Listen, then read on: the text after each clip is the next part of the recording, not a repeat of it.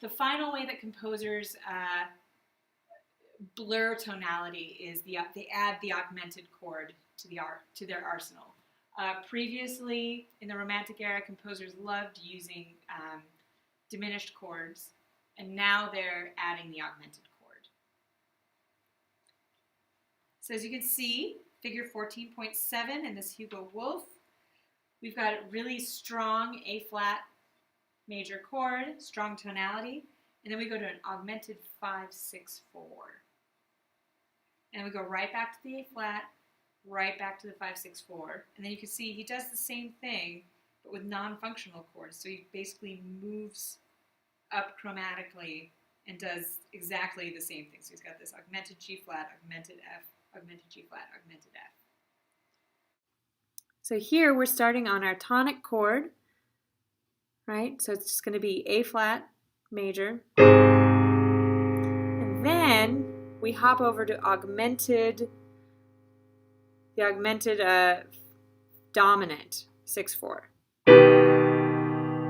right? And then we go right back.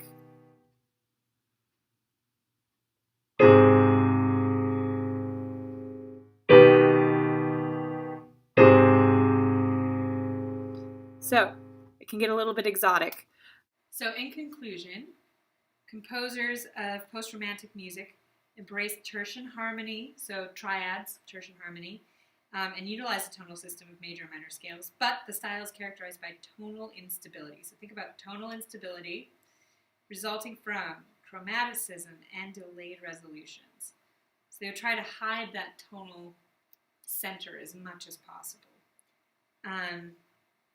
And so most of the time you can apply Roman numeral analysis to these compositions, but you also want to use macro analysis because sometimes they don't function as they should. Yeah, so there are watch out for frequent key changes, irregular resolutions, chromatic inflections, and harmonic relationships, and just go for it. So your only assignment this week is the only assignment. It's 14.1. So this is a piece by Hugo Wolf. Okay, so in 14.1, all you're going to do is a strict analysis and look out for non-functional chords. So we're in the key of F minor. We start with a 1 chord, right, just F minor chord, F, A flat, F, A flat, F, A flat, and A flat. So make sure you're counting all of the parts in here, right? Then we move to a major 7 chord in the next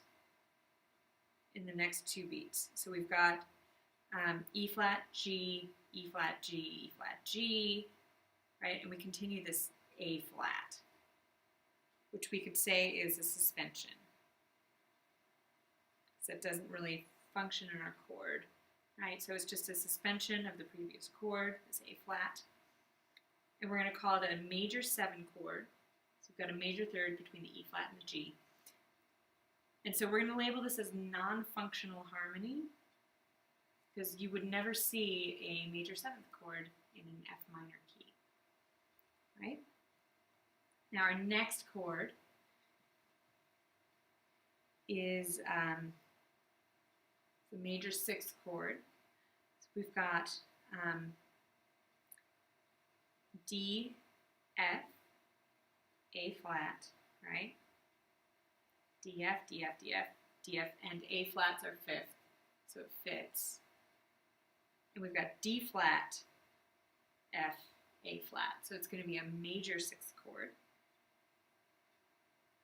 which technically you do find in F major. I don't know why the book is insisting on labeling this as non-functional. I would not call that non-functional, except that it does not fit in the circle progression. So that's why you would technically call it non-functional, right? It's not following the circle progression the way it's supposed to be. So there you go, also non-functional. And finally, we get to a 5 chord. We've got C, E natural, and theoretically G would also be in this chord, okay? So we've got a major 5 chord, So since it follows the circle progression, we're not going to, even though it's major, we're not going to label it as non-functional harmony. We're going to call it functional harmony. All right, our next chord, we're back to our one chord, FAC. We've got our C up here and down here. All right, and then the C just sustains. And this is still part of the chord. We go to a minor 5 chord, totally part of the circle progression. So we've got C, E flat, G. And since E flat's on the bottom, we're going to call it 5/6. And then we go to our next chord, which is a minor 4 chord. Okay? So we've got D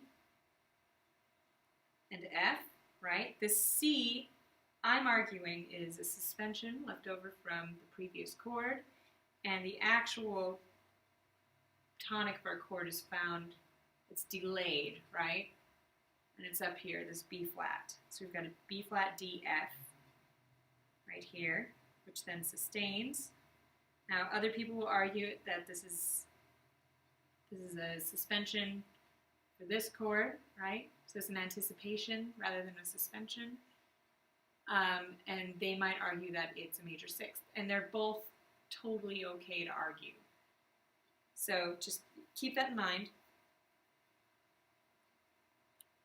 So you could call it a D minor chord, or you could call it a B flat minor chord.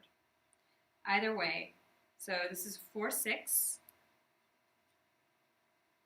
which doesn't follow the circle progression, so we're going to label it non-functional.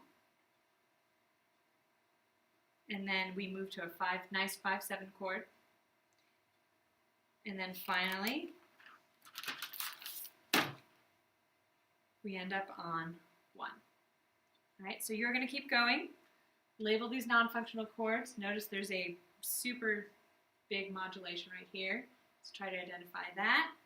And do the best you can. It's a tough analysis. So I don't expect it to be perfect. I expect you guys to get creative and do the best you can. And there's not always one right answer. So always keep that in mind.